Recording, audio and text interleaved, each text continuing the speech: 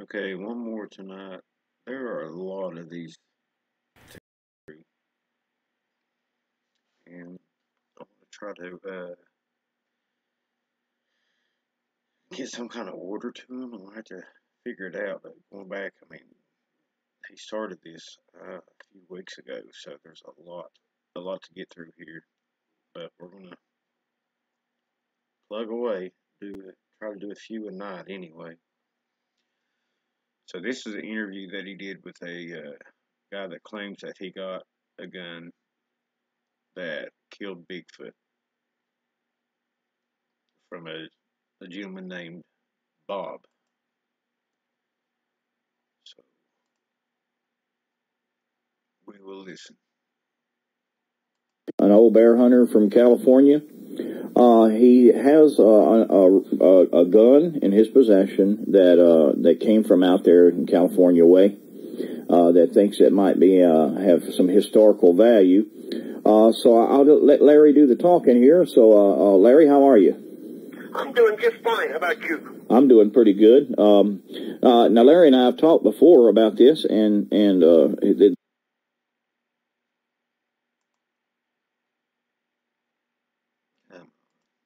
this particular firearm, the historical value that it has, that it belongs to a well-known Bigfooter. Now, whose gun is it, or was it? Who I got it from? Right. How'd you acquire the gun?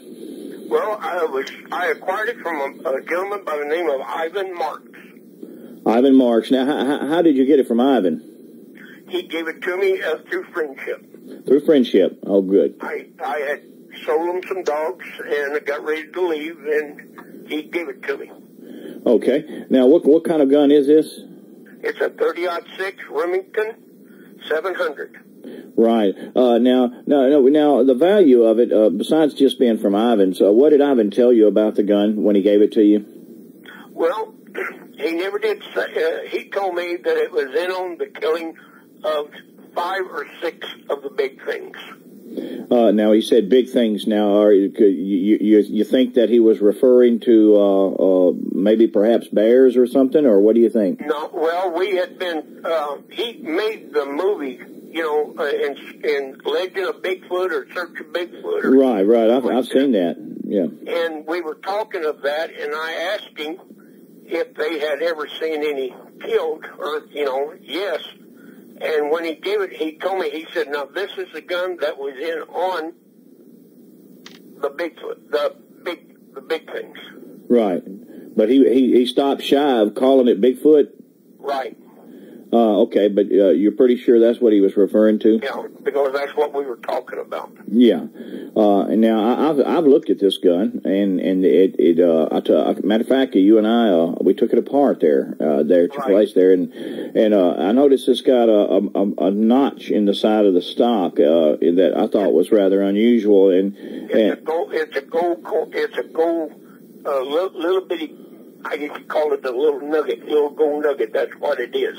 Yeah, looks to me like somebody dug a little hole in the stock with like a pocket knife tip, and poured it with gold. And that's sort of unusual. Sorry, guys. I think somebody messaged me and has kicked me off.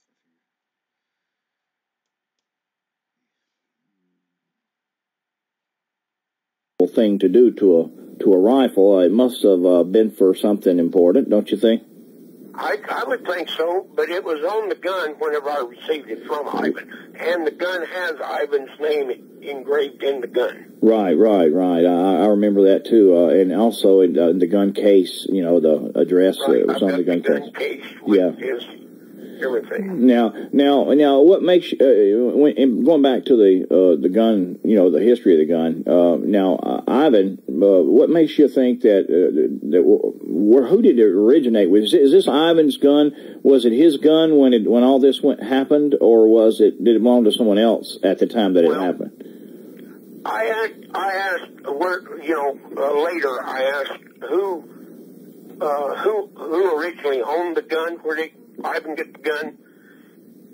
And I was told that it came from Bob. And I said, Bob who? And that's all I was told. And I asked him, I said, his name was, who you talking about? They never would read. The person I talked to after Ivan died never would acknowledge what the person's last name was, but Bob. Just someone named Bob. Bob. Okay. Now. But the gun was, according to them, was used in the taking of 5 or 6 of the big things. Okay. Now Ivan lived. Where did Ivan live? He lived in Bernie, California. Which is somewhere close to Redding. Is that not correct? East of Reddings. Right. And a little history of Ivan. Ivan used to he used to, and when professionally speaking, he used to be in the movie industry, didn't he? Right. Well, that's what I understand. Yeah. Yes, he worked for Walt Disney. Yeah, and he had those animals on his place. He had a fantastic home up there. Well, Rustic log cabin. You can see it in the, if you can ever get, I've got a copy of it. He gave me a copy of the Legend of Bigfoot or Search of Bigfoot or something like that. And in the beginning of the movie, it shows his wife with the coyote puppies and their cabin and their home and everything. They're out of Bernie. Yeah, you were telling me when I talked to you before that he had these animals that he could give a cue, like whistle or something, and they would act. Right. Like what was it? A couple of elk that would go at each other. He had elk, and then he had tame timber wolves there at his house and other animals. Yeah, that he used in his movies and recreations in his movies. I guess. Yeah. This is some little known things about Ivan. Ivan, most folks, or at least the people that are interested in Bigfoot, know him through his little Bigfoot documentaries. But he had a much broader life, that involved, the entertainment industry and Walt Disney and those fabulous wildlife documentaries that Walt Disney produced with the help of Ivan Marks, all those years back. Well, he directed a lot at this. Like I say, he gave me a copy of this movie, The Search of Bigfoot or The Legend of Bigfoot, whatever it's called. And at the end of it, it also showed he sent some little skits of different movies that he had helped direct. Yeah. Work in directing or whatever. Well, let me ask you about Ivan and when he was telling you this story of the gun's history. Do you think that Ivan is a reliable person along those lines? Reliable? Yeah. I believe he was. Yeah. Do you think he was telling the truth there? He had all this stuff at these things at his house, and he never boasted, like I try not to do, about what he did, but he just had it there to prove it. Yeah. And I talked to him about different things a little bit, and he knew basically right where I was talking. Okay. He knew, where. Now, as far as where this occurred, do you think this occurred there in the area, where he lived, or no? Do you think? Do you know where it occurred, or did he say where it occurred? Yeah, on Bluff Creek. On Bluff Creek, okay. Now that's a big plus, but it's because we know what happened down there. But as far as Ivan, do you think that Ivan was down there when it occurred, like he was an eyewitness, or someone just told him that? Well, what I understand that him and his wife both was there when it happened. When it happened, okay. What I understand from them. Well, I mean that's a big plus too, rather than just secondhand information. So if they were there, then they would know. They would be witnesses of it. And so so this particular firearm, may possibly be the only firearm ever to have been used on a Bigfoot or a Sasquatch. And I don't know if it is the only one or not. I don't know that, because I presume on a deal what supposedly happened, I'll use the word supposedly because I wasn't there, you know. Yeah. And so I'll just use the word supposedly.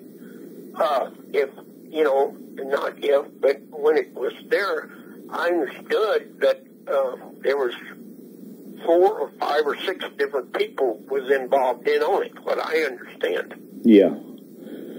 Well, and you say that were they out trying to shoot the Sasquatch, or did it happen by accident, or what? Well, he didn't tell me nothing about it, but what I understand, what I can gather from some other people in the area up there that knew about it, that they were supposed to have been deer or elk hunting up in that area, and they just stumbled onto them. Uh-huh. You know, the proverbial, they came around the corner and there they were. Yeah. There it was, they were. Yeah. So, do you think that they shot the Sasquatch out of self-defense or out of fear, or maybe the Sasquatch attacked them, or what do you think? Well, I don't really know because I wasn't there. Yeah, I know. Because I wouldn't want to say one thing and it was actually something else. But if it was me and run up on a creature like that, and I'll just put it plain, I would have shot it. Just because I've killed many of mountain lions in my life. And if I run up on a special, even though they're protected, and I'll just put it plain, in California, the lions are protected unless you get a permit. If I'd run up on a certain spotted type mountain lion, I'd kill it. Just to get the hide, just to prove, you know, and I presume that maybe that's what they done. Yeah, okay. Well, that makes sense, really. And so if they were able to prove Sasquatch existed, right, then they would have these, you know, actual physical proof, you know, from the Sasquatch. right. Do you think that if they have some of that it's still around, that people own, you might go hide or I have no idea. Yeah, that'd be real interesting, because, you know, nowadays, you know, with DNA, it would probably prove their existence, and that would be the final thing. But anyway, even at that, you know, the role that your gun played in such an event is still very important. And well, I called. I know they don't supposed to give out the information, but I called Remington Arms Company that made the gun. Uh-huh. It's a Remington Springfield, what it is. 306. That's a bolt action, right? It's a bolt action. The gun, according to them, was made between 1959, late 1959, and early 1963. Yeah. And the gun was sent back to Remington Arms to have some work done on it. What the gentleman never would tell me, but he did tell me that the gun. Here, I'm reading myself.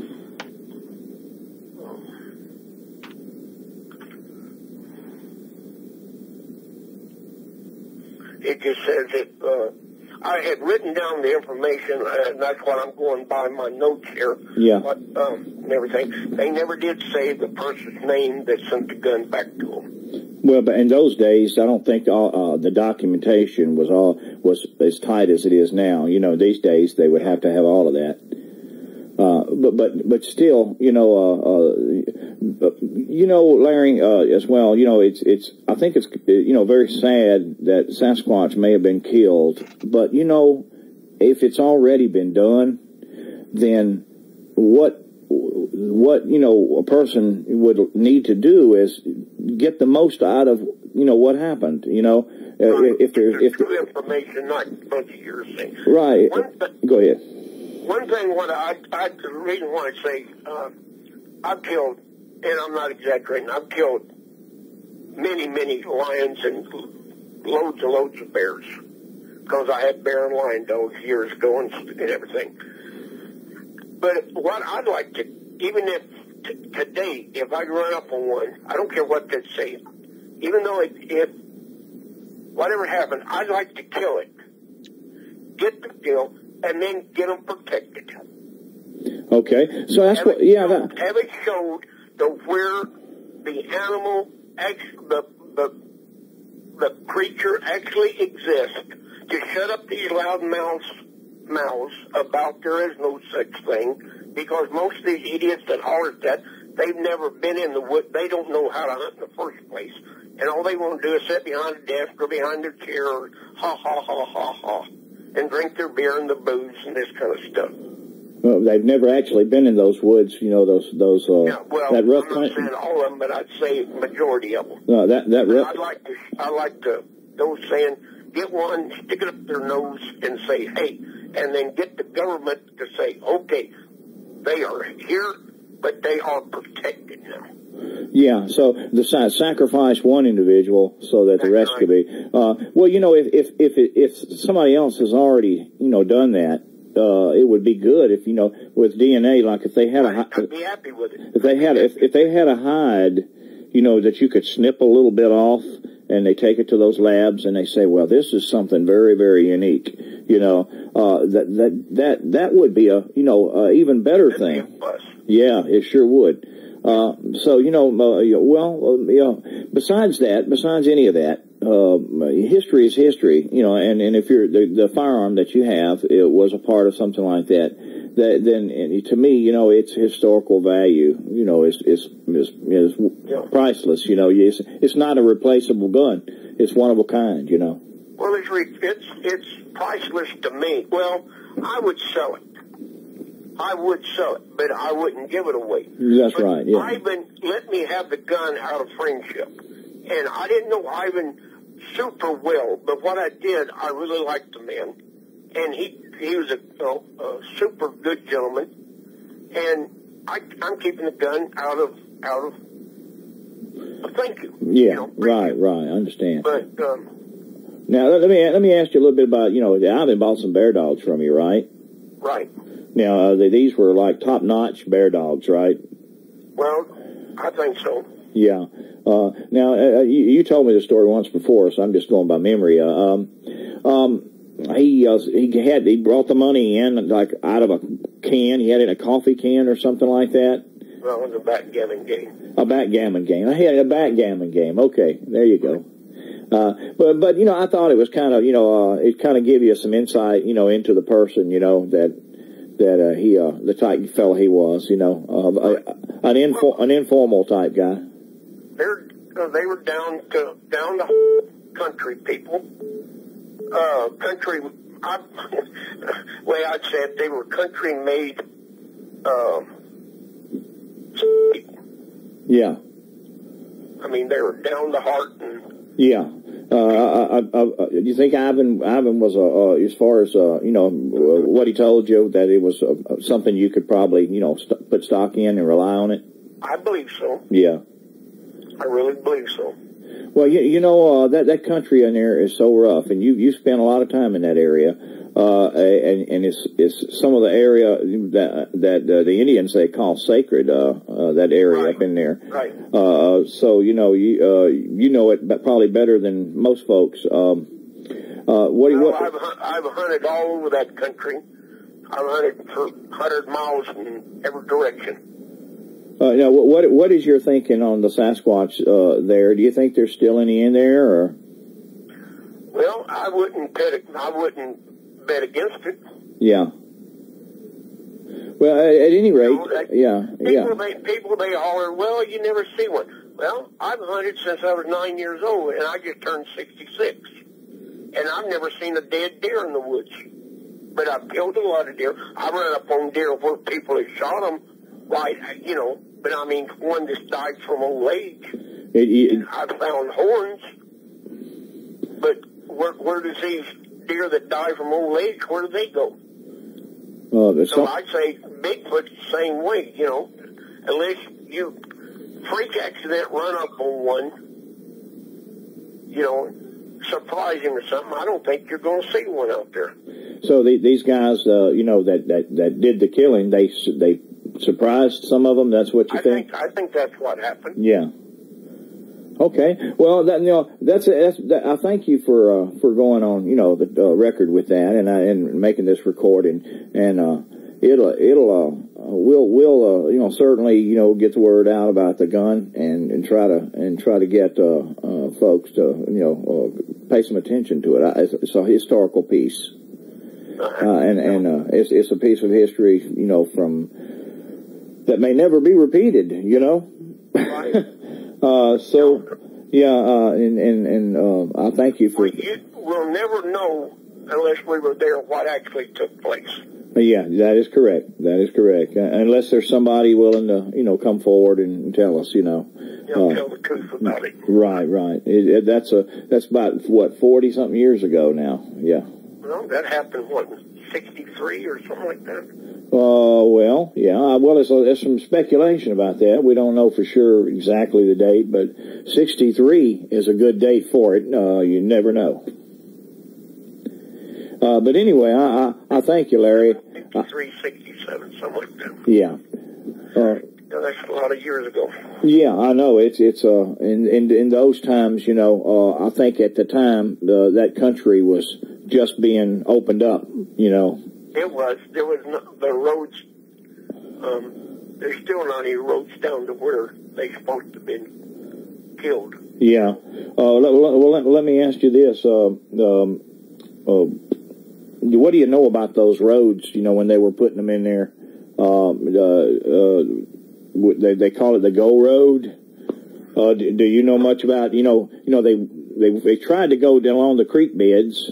I understand, right. And it didn't work too well. Got floods washed them out, and then they tried to go up on the ridge tops, and they finished the roads. Well, all those roads was all skid roads in the first place, logging roads. Yeah. Even the one out of the main town down there, I don't know if you want me to tell the name of it or not, but anyway, but the main town, the road that goes straight up the hill, goes up where you turn off and everything, that's all a logging road, originally logging roads. Yeah, it was put in there to log, wasn't it? They were all logging roads. Yeah. And I understand that when they went through those areas, those Indians considered to be sacred, that it wasn't a very popular thing to do, was it? Well, no, but I never did hear any really trouble about the Indians. Yeah, I think it kind of hurt their feelings a good bit, though. Well, I wouldn't blame them. Yeah. And of course, that's their religious beliefs, and people don't like to get stepped on, as far as what they believe. Well, nobody does. Yeah. Now the Sasquatch themselves, apparently there were a number of them in there. So maybe there's still a few more. Well, I don't know, but only thing a person can do is put in some time and look. Yeah, I agree. Everything. Well, Larry, thanks a lot for going on, and we'll see to it, that the folks get to listen and know about your firearm that you have there. And if someone, if you wanted to part with it, maybe you can get together with somebody and maybe the gun will find its way, to a museum or something, or maybe get right. Something like that. I think it deserves, being a piece of history like that to be known. I do too. Yeah. And get it documented. Known about, yeah. All right, well, thank you. All right. All right. Bye.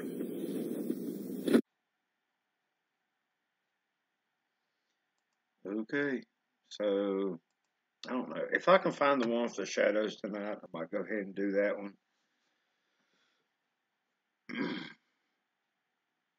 Like I said, I'm gonna have to look through these, and there's a lot of them.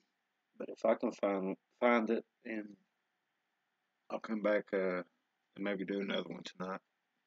If not, have a good night, and God bless.